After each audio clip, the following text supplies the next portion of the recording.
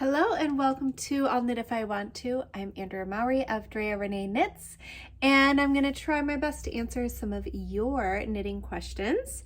Today I am wearing the Straya cardigan.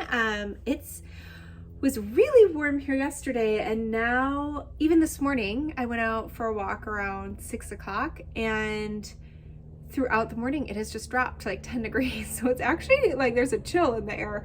So I was actually kind of stoked to pull my sweater on, and I'm wearing it over a peplum top that I sewed. It's a free pattern from Peppermint magazine, and I'm actually wearing it backwards right now because I like the seam. If you're familiar with The Weekender, you know I really like a center seam. But yeah, anyways, I'm feeling cozy up here in my studio, and I'm excited to answer some of your questions. So let's jump in. Question number one is about when you are using, so I like how I wasn't reading the question, I was just gonna start answering. Let's rewind and I'll actually read you the question. Turkish cast on for toe-up socks. I'm trying to do your DRK everyday socks, but I'm a little confused as to which is the top needle and which is the bottom needle. Is there a trick or easier way to know right away when you come back to your work after you've set it down for a while? I remember you saying in one of your tutorials that when you when your cast on tail is not at the needle tip, it means you're at the BOR, beginning of round. But at which, I am not reading well right now, but at that point, which one is TN top needle and BN bottom needle? So I am a magic looper. I prefer magic loop for knitting small circumference, although I will say on a whim the other day I decided I needed some double pointeds, so I don't know, I'm gonna try them on again. It's been a while. I remember early in my knitting days, I like using double pointeds for the first time and just feeling like some kind of superhero or sorceress managing all of these extra needles. So it can be really fun. I basically do magic loop because it's convenient, and I know I always have everything I need with my interchangeable needles. So a lot of my sock patterns, I write them with magic loop in mind. They're still really easy to adapt to double pointed needles, or whatever method of small circumference you prefer. But this is a great question to know. How do you know when you're at your top needle or your bottom needle, especially with a sock pattern that looks really similar on the top and bottom of the foot? So I will say with DRK every day, there's a real easy way to know. And if memory serves, and I've knit that pattern like 10 times, so hopefully I'm remembering correctly, but your top needle always starts with knit 2. Your bottom needle starts with purl 2. So the top ribbing begins and ends with knit 2s, and the bottom needle begins and ends with purl 2s. So there's a real quick trick for you there. And yes, when you're in the beginning, which I think is really, really helpful when you are still in the toe area, you can look into where you have your tail from casting on. And when you are at the beginning of the round, the needle you're about to work across is your top needle, just to clarify that point.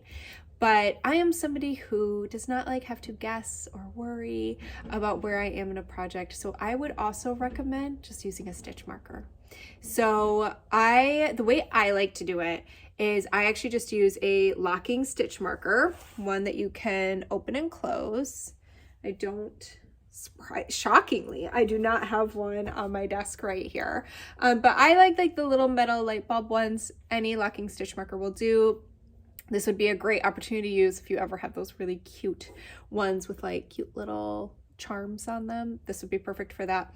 So you just clip it to the front of your sock. I like to do it this way because with magic loop, it's not very intuitive to try to put one at the beginning of the round, because as you're working around, if it's before your very first stitch, it's going to be floating around on your cord half the time. So if I don't do a clippable one to the front of the sock to show my top needle, so the top needle is always the front of your sock, the bottom needle is always the bottom of your sock, then I will just place a regular stitch marker 1 stitch in from the edge from the beginning of the round, and I just know how to autocorrect that in my mind that okay, my beginning of round is right before this stitch marker. So that is what I would recommend for keeping track of which needle you are on for your socks. Next question. So I had quite a few blocking questions today, so we'll revisit some of this. I've heard you mention that you block your finished garments in hot water. I've always used cold water, thinking that hot water would shrink wool garments. Why do you use hot water? And do you use hot water for all your knitting projects? So I always like to say this with the caveat that if you decide to block like me, go forth at your own risk. So you are not wrong in thinking, oh, will my woolens shrink in hot water? But they're not going to shrink unless they start to felt up, unless they kind of start to seize up. So the important thing to remember is what you don't ever want to do with wool, especially non-superwash wool, is move it from one extreme temperature to another. So you never want to go from hot water to cold water or vice versa, because that can cause, so I'm having like a pain. Very bizarre. And so you don't, because that is basically the start of felting. And so you don't want that to happen. So the way I block, I do run my tap pretty much as hot as it will go. And I add some wool wash. I place my woolen in there and I gently will just like poke it down a little bit to submerge it. And then I do not touch it again until that water is cooled off all by itself back to room temperature. So it soaks for quite a while. And I don't touch it. If you are handsy and you like to get in there and try and squeeze the air out of whatever you're washing, don't use hot water, because you don't want to inadvertently felt whatever you're working on. You've worked too long and too hard on that beautiful project to chance felting it. But I find the reason I do it is because I just find that I really love the outcome. I find that my woolly wools really soften up. I feel like my yarns, because they get that extra time in the bath and that heat to help open everything up, everything blooms so beautifully. So that's just the method I like to use. There's nothing wrong with blocking in cooler water. And especially if you're nervous about felting, by all means, stay cool. But the only other time that I do avoid hot water is if I'm worried about color bleeding, because color bleeding is going to increase that risk. Color bleeding. Let me try again. Hot water will increase the risk of color bleeding. So if I am using like light and dark colors together, or anything with like red that I am unsure of, then I definitely am going to use cooler water, because hot water will open up the cuticle of your fiber and again increase the risk of the dye leaching out of one color, but it's also opened the cuticle on your lighter color, which increases the risk of that absorbing that dye. So that's when I would use colder water. Colder water is going to help keep that cuticle more closed so that you don't run the risk of that quite so strongly. So I hope that helps. Thanks to your, sometimes these two have trouble talking. All right, I recently started designing my own raglan sweater using the Knitting from the Top by Barbara Walker. Yay! I have just finished the body and I'm about to start the sleeves. My question is, should I block it now before working on the sleeves, or should I knit the entire garment before blocking? When you design sweaters, does it help to block it along the way in order to adjust as you go, or do you knit the entire thing trusting your calculations from your gauge? Thanks so much for your help. I definitely wait to the end to block, unless I am either picking up stitches for like a collar. So I don't do that with sleeves, because my sleeves are held and I'm only, when I'm doing top down, and there's only like, you know, between 8 and 15 stitches I'm probably going to pick up for that underarm. But if I was doing like a cardigan, such as the Strata cardigan, it can be really tricky to pick up the stitches when that, because what happens is before there is an edge treatment on something like a cardigan, the edge of it wants to roll in. And so sometimes that is not very fun to pick up the stitches on that curled edge, where if you've already blocked it and let it dry, then that edge will lie nice and flat and it's just a little easier to work with. And I definitely block before seaming. So if I am doing like my rose cardigan, which is seamed, I definitely block all those pieces and then sew them together for the same exact reason as I just mentioned. It is so much easier to work sewing those different pieces together when they're not trying to curl away. But otherwise, no, I don't block along the way. I definitely try it on, because the thing is most yarns, definitely not all of them, but a lot of yarns, they're not going to grow so much post blocking that you can't get a pretty good idea of fit pre-blocking. So I would try on the body and be like, okay, I like the length of this, you know, if it grows half an inch or an inch, that's okay. You know, and things like that. I definitely think, especially early in maybe playing with your own designs, but really across the board, you're always going to have a better chance of being able to trust that gauge that you were talking about, your swatch, if you knit a larger one. Block it and let it dry, because if it's just a really small swatch, that's not really going to show you how much it's truly going to grow and all that. But yeah, I don't think you need to block it before doing your sleeves, and I actually don't like to, just because I do worry a little bit about any tensioning issues, so you don't want to be all done and maybe have them block out a little bit differently. I mean, they'll probably totally be fine, but yeah, I don't, not unless I have a lot of picking up of stitches or some seaming to do. All right, next question. I have a burning question. I've been knitting for about a year, welcome to the club, and keep hearing about knitters who aggressively block their finished knits with pins and stuff. I've made some sweaters, t-shirts, and shawls, but all I do for blocking is just laying them flat after washing and make sure they don't look too wonky. I'm petite, so most of the time I need the finished garment to not stretch too much. Am I doing anything wrong here? Thanks in advance. So no, you're not, especially if you like the outcome. And so this is something that I kind of have to remind myself of, and that I think in general as makers, it's good to remind ourselves about, is if you like what you're making, even if you stray from the patterns or the directions, all that matters is that you like it. So if the method you're using to block is working out for you, keep going that way. But to kind of answer why somebody might aggressively block something, I am like you. Generally speaking, most of the things I knit, I just lay them flat to dry. I kind of think about like my mom when I was growing up, and there would be the things that you can't throw in the dryer, and she would always just lay them flat to dry. You know, I like to start I try to, how can I articulate this? I like to think of all of my handmade items as any other clothes in my wardrobe. And so yeah, I think the method you're doing is great. The reason that anyone would want to kind of aggressively block is generally because they are trying to open something up, such as lace. So if I am knitting a lace shawl, I might aggressively, and by that I just mean I'm gonna pull it open using my pins, maybe some blocking wires, so that lace can fully open and look really, really beautiful. But otherwise, I'm not super aggressive, especially if it's something like a sweater that you're going to continuously block throughout its life because you're going to wear it and need to wash it. I think that we will wear our items more and use them more in everything if their care is easier, because then we can keep up with it, right?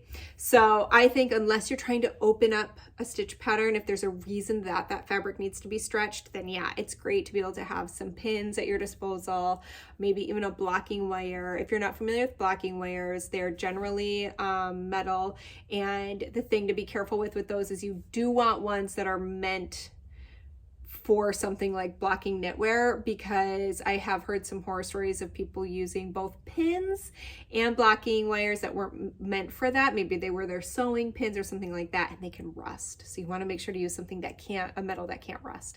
But the blocking wires are nice because you can feed it through some of your stitches, and then when you pull on it, it spreads out the tension.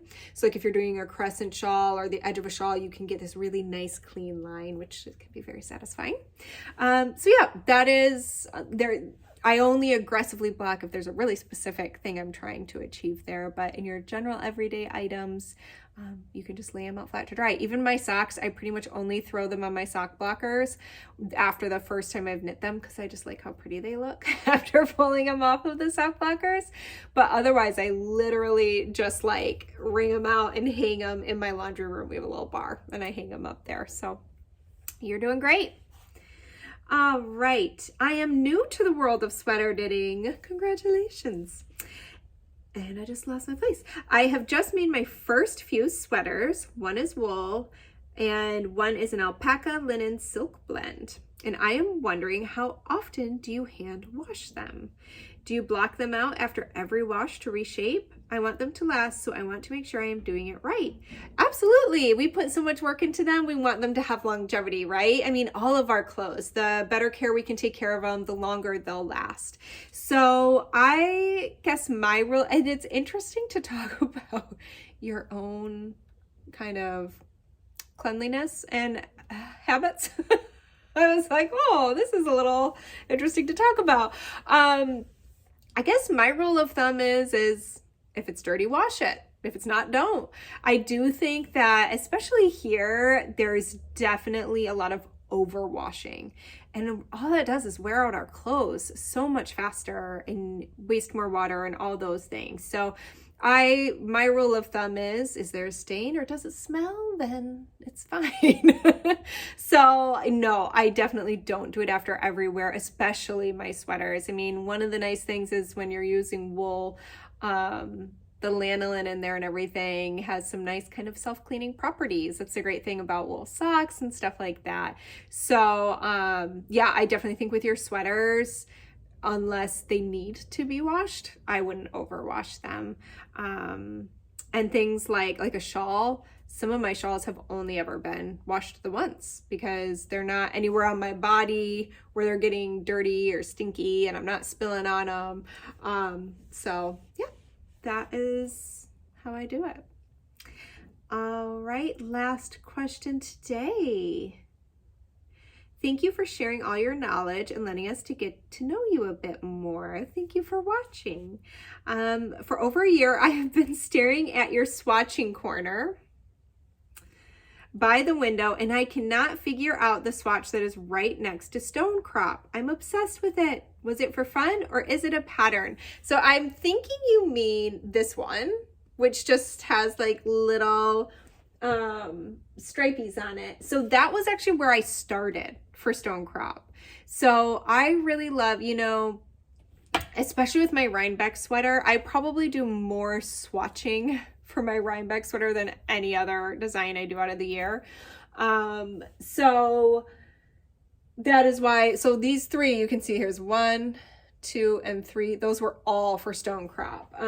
So the lines, when I have had a little bit of an obsession with that one, with trying to use these little short lines and things. So that is where I began. The only thing is when you're doing that dense of color work, it ends up being a pretty thick fabric. And I wasn't in love with the fabric it created because it was so heavy. But I believe something's in there. So I always like to keep my swatches when I'm trying to figure out designs because you don't know when you're going to have that aha moment, maybe even a couple years down the road, and you'll finally kind of have that opportunity to use it. The only other swatch that you may have been talking about is this blue one, but I think you were talking about this one. But the blue one is for a new sweater that will be coming out later this year that I actually just bound off and got off of my needles, and I'm currently writing the pattern. I started writing it yesterday, so it's kind of exciting. But yeah, there's a number of swatches up there that are, keep this in mind, swatches, so that I can kind of figure out, okay, how can I really put this into play? And then you also asked, are you still running? So for those of you who are maybe a little bit newer to me, a couple years ago, it was the first year of the pandemic. My husband and I had actually signed up for our first half marathon together. I basically started running because my husband, he was a runner in high school, and he helped teach me how to run when we got together. I had tried multiple times in my life and even wrote a blog post about how much I hated running. And then with his help, I realized, oh, you don't have to sprint. You can just jog. So if there's anyone out there who's interested to get started running, what was just such a game changer for me was we never ran faster than a pace where we could continue our conversation.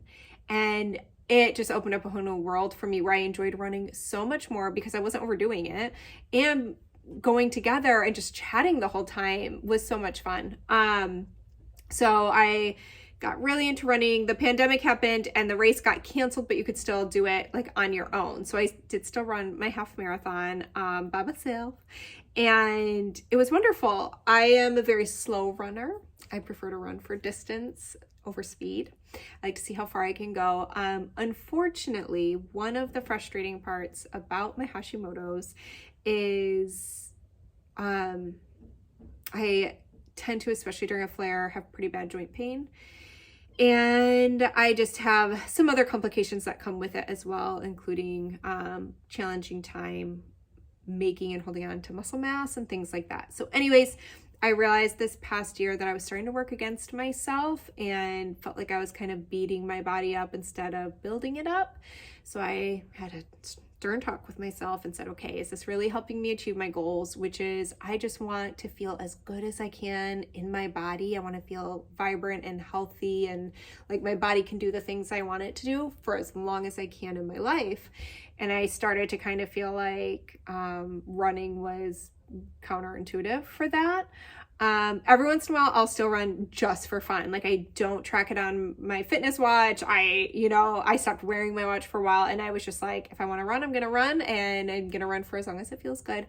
But thankfully, one of my other favorite activities is walking and hiking. So I've really turned to that lately, especially to help me through kind of the frustration with not being able to hit some of the running goals I had. I had some big plans of things I wanted to do. So for instance, right now I'm doing a 20K a day step challenge, which I don't know how that came under my radar. It's like all of a sudden I saw a few people who had done it, and I was like, just sounds kind of fun. Get me back outside. It's way gentler on my body than running was for me personally. So I am on day 4 of that, and I have to say, it's been really amazing. I get out for like 2 hours of walking every day.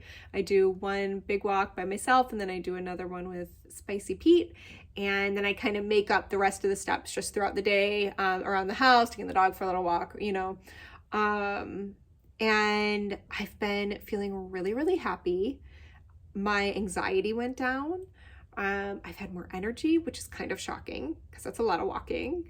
So anyways, I've been really enjoying that. So we'll continue to see how that goes. But yeah, I love running. And for all you runners out there, as long as your body's feeling good doing it, I'm so happy for you, because that was definitely my me time for a while there. So yeah, that's where I'm at in my running journey. I hope, I actually just started working with a new doctor for my Hashimoto's, and she thinks that there's no reason why I can't hopefully still achieve some of the goals I had. So we'll see. We'll just see where I end up. I'm trying to just be really fluid with it and grateful to my body for whatever it can do. So, all right, everybody, that was the end of the questions. I will have news coming next week about the DRK Spin It to Knit It Knit Along. Thank you so much to everyone who jumped up, viewed, I was gonna say jumped on, I don't know what I'm saying. For all of you who watched my last little add-on video, maybe if I talk like this, I'll remember what I'm trying to say. I'm ready for my next cup of coffee. But for all of you who checked out my quick little add-on video last week, I just had this moment of, oh my goodness, let's get ready for our next DRK Spin It to Knit It Knit Along, and let's use Tour de Fleece to really get excited about it. So I really appreciate everyone who chimed in the comments and gave me some feedback on what they thought of my idea. And I am planning to organize that, at least with the preliminary stuff, by this coming Tuesday. So if you're not subscribed to my newsletter, now's a good time. You can find a link below in the show description, along with links to today's outfit. And I also list out all the questions down there. But yeah, and is it up here? Hold on. It is. Oh my gosh, I had a pattern release this week. I can't believe I'm not wearing it. Kind of dropped the ball. that one. I've posted about it lots on Instagram and sent out my newsletter and stuff, but the Feel Good shawl finally came out this week. Woo! So this is the Feel Good shawl, and I will just wrap this up by telling you a little bit about it. This is knit up in the Wandering Flock, which is my dream color palette. It is a lot of like neon pastels. So for instance, this is citrine and this dusty blue.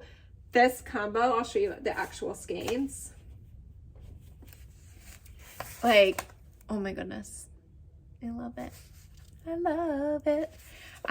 So I did this in 5 colors, and I'm gonna put those back over there. So a little bit before winter break last year, I had just done my last pattern release of the year, and Geraldine from the Wandering Flock had posted some little color combos showing 2 skeins at a time for their lineup. And every single one, I was just like, oh my gosh, it's so beautiful. So I ended up ordering just a single skein each of my 5 favorite colors and got them, and I was like, okay, over the holiday break, I am gonna totally do Selfish Project. And so I caked them up and decided to cast on a shawl, and my happy place for a shawl is brioche. It's just really rhythmic. I love, like, I want squish when I have a shawl. I want something I can wrap up in and be so cozy. And I was like, okay, I want to use all 5 colors. I'm gonna figure out how I can do that. So I basically started with 2 color brioche because that's my happy place. If I'm gonna do brioche, it's almost always just 2 color straight brioche. So that's where I started. And then I knew that I would pair up like 2 colors for 2 sections, but then I had my 5th man out that I was like, okay, what am I gonna do with that one? So then I did some 1 color brioche. And then this border is my favorite part. So that is a double brioche. So I had a great question on Instagram where somebody was like, well, what's the difference between double brioche and 2 color brioche? So double brioche is basically the 2x2 ribbing of brioche. And so you have 2 knit columns followed by 2 purl columns. And I love it. And then it has this sweet little I-cord etch. But anyways, it's called the Feel Good shawl because I just felt so much joy, like knitting one of my favorite stitches with some of my favorite colors. And it feels so good now to also get it out into the world. So this just released on Tuesday, and I'm even thinking about basing. I'm hoping to start teaching a little bit again, and I'm thinking about basing. Brioche is my favorite thing to teach, so I am thinking about coming up with a class that kind of touches on this shawl, like a brioche sampler class. So we'll see where that leads. But anyways, you can find this on Ravelry or on DreaReneeKnits.com. And I think that wraps it up. Thank you so much for hanging out with me on this Friday.